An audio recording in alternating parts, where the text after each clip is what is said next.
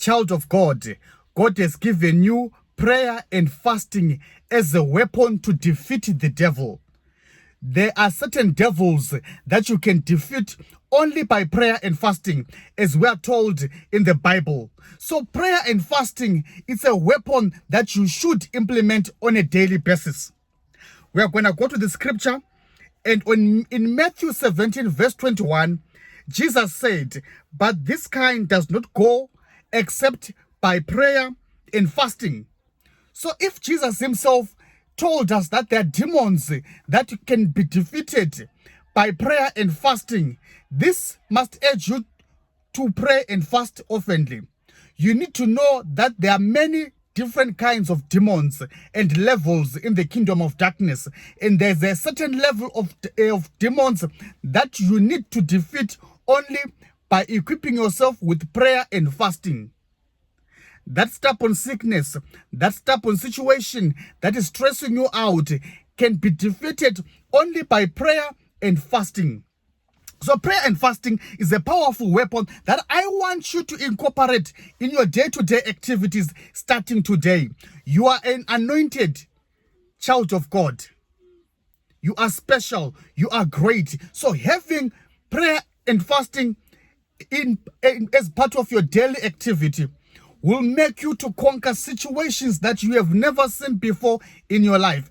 If we got to take a step closer and go even more further in the word of God, we're going to read, I want you to read Luke 2 verse 37. We're going to read together. Listen what this woman did. How did she incorporate prayer and fasting to defeat the devil? Now, let me read. "And as a widow, even for 84 years, she did not go out from the temple enclosure, but was worshiping night and day with prayer and fasting." Imagine if a widow who is 84 years old was busy praying and fasting. What more you? If you are 84 years and below, I want you to be motivated by this. This woman in Luke 2 verse 37 was praying and fasting, but she did something that a lot of you miss, which was worshiping night and day. So it is important for you to worship night and day. Night and day worship moves your things. It is important for you to incorporate it in your day-to-day activity. So with worshiping, your doors are certain to move. Your every limitation bows down. Paul and Silas, as they were praying, they were worshiping, and as they were worshiping, prison doors opened. So praying and fasting incorporate worship.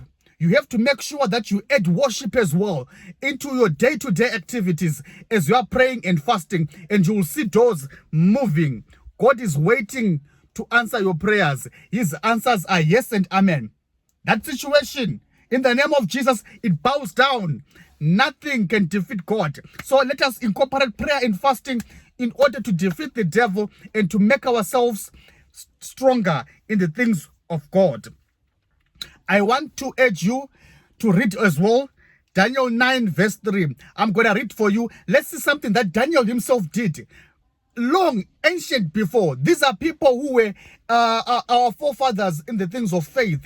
And these people, they really showed us the way of how to serve God, how to attract God's mercy and favor, which we have to incorporate in our day-to-day activities, us as the last generation.